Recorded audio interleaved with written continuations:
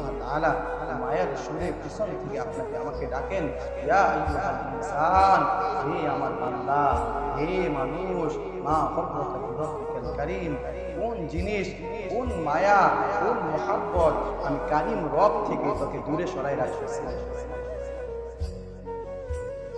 কোন জিনিস, কোন মুহাব্বত, কোন মায়া, কোন মুহাব্বত তোকে আমি কারীম রব থেকে, মা গররকা বিরব্বিকাল কারীম।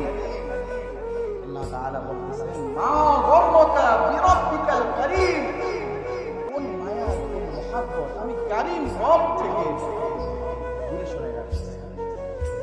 প্রত্যেকটা বান্দাকে যখন গুনাহের মধ্যে লিপ্ত হয়ে যায়,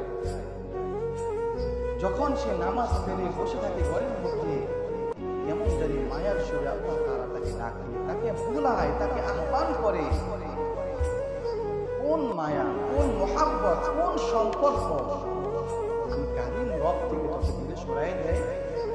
আল্লাহ তাআলা কেমন জানি বলতে চায়, তুই মায়ের পেটে যখন ছিলি তখন একাই ছিলি, তখন তুই তোর মার উপরও ভরসা করস নাই, তোর বাবার উপরও ভরসা করস নাই, একমাত্র ভরসা করছিলি আমি রবের উপর। কারণ তোর মা তখন তোর মুখের মধ্যে খাবার উঠাই দেয় নাই, আমি তোরে পালছি তোর মায়ের পেটের মধ্যে 9 মাস 10 মাস, তোর মা তোকে উঠাই দেয় নাই তোর মুখের মধ্যে খাবার, তোর বাবা তোর মুখের মধ্যে খাবার উঠাই দেয় নাই। আল্লাহ তাআলা কুদরতি ভাবে তোর মায়ের নাক দ্বারা আমি তোর নারের ভিতরে খাবার পৌঁছাই দিছি, তখন তো ভরসা করছি আমার উপর। ও বান্দা, দুনিয়ার মধ্যে তো আমি পাঠাইলাম, কোন মায়া আর মুহাব্বত আমি কারীম রব থেকে, মা গররকা বিরব্বিকাল কারীম, কোন মায়া আর মুহাব্বত আমার থেকে তোকে পৃথক করলো, আমার থেকে জুটা কে করলো? তুই তো পেটে থাকতো আমার উপর ভরসা করতো, আমার উপর ভরসা, আর পেট থেকে বের হয়েই তুই আমার উপরকে আমার থেকে বেশি প্রাধান্য দিলি তোর সম্পর্ককে, আমার থেকে বেশি প্রাধান্য দিলি তুই ব্যবসাকে, আমার থেকে বেশি প্রাধান্য দিলি তুই গল্প জোরেকে, আমার থেকে বেশি প্রাধান্য দিলি তুই দুনিয়ার খেলাকে, দুনিয়ার নারীকে, ছেলেকে, মেয়েকে।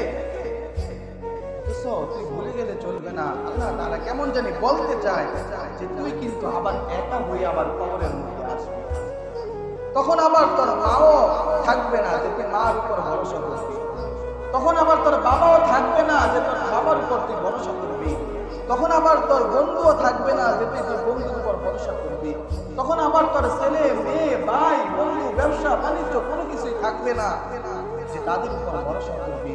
যেমন পেটের মধ্যে তোর মায়ের পেটের মধ্যে যেমনি ভাবে তুই একক আমার উপর ভরসা করছ, তোর মার উপর ভরসা করছ নাই, তোর বাবার উপর, বন্ধুর উপর, ব্যবসা বাণিজ্য, সন্তানের উপর যেমনি ভাবে তোর মায়ের পেটের মধ্যে থাকা অবস্থায় ভরসা করছ নাই, ঠিক তেমনি ভাবে আবার তুই যখন কবরে চলে আসবি তখন আমার উপর ভরসা করবি। কিন্তু তখন ভরসা করলে কিন্তু পেটের মতো তোকে আমি খাবার, তোর সুস্থতা, তোর দেখভাল আমি আল্লাহ কিন্তু তখন আর করব না।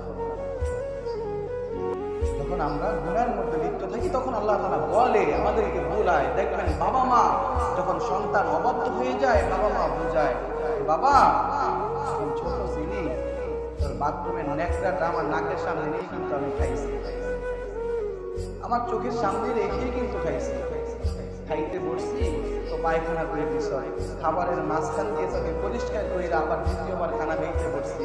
বাবা তোরা তো এটা করতে পারবি না, আজকে আমাদেরকে কল করে দিলি, আমরাই তো শুভাকাঙ্ক্ষী ছিলাম, আজকে যেই জায়গার মধ্যে বসবাস করতেছ এই জায়গাটাও আমাদের নেওয়া ওই তোর বাবার কষ্ট পরিশ্রমের ঘামের উপার্জিত জায়গা, তুই আজকে নারী পাইয়া, সন্তান পাইয়া আমাকে ঘর থেকে বাহিরে বের করে দিলি, আমাকে আজকে 3 বেলা খানা দিচ্ছেন না, আমাকে তুই আজকে পোশাক দিচ্ছেন না। দেখবেন বাবা মা যখন অসহায় হয়ে যায় সন্তানকে লক্ষ্য করে এই কথাগুলো বলে, বলে কি বলে না, লক্ষ্য করে এই কথাগুলো বলে। যেমনি ভাবে বাবা মা সন্তানকে লক্ষ্য করে এই কথাগুলো বলে, ঠিক তেমনি ভাবে আমার রব্বুল কারীম বলতেছেন, ইয়া আইয়ুহাল ইনসান মা গররকা বিরব্বিকাল কারীম, ইয়া আইয়ুহাল ইনসান মা গররকা বিরব্বিকাল কারীম। ও মানুষ, কোন মায়া, কোন মুহাব্বত, কোন সম্পর্ক আমি কারীম রব থেকে তারা পৃথক করে দিল, আমি কারিম রব থেকে তারা জুদা করে দিল, আমি কারিম রব থেকে তারা দূরে সরাই দিল। কে সরাই দিল? সে তো তোর কবরে যাবে না, সেই ব্যবসা তো তোর কবরে যাবে না, সেই নারী তো তোর কবরে যাবে না, সেই ভাই তো তোর কবরে যাবে না, সেই বন্ধু তো তোর কবরের মধ্যে যাবে না। আল্লাহ তাআলা আমাদেরকে ক্ষণে ক্ষণে রাখে, ক্ষণে ক্ষণে রাখে, সেকেন্ডে সেকেন্ডে রাখে, সেকেন্ডে সেকেন্ডে রাখে। যখন আমরা আল্লাহ থেকে পৃথক হয়ে যাই তখনই রাখে, যখন আল্লাহ থেকে আমরা পৃথক হয়ে যাই তখনই আমাকে রাখে।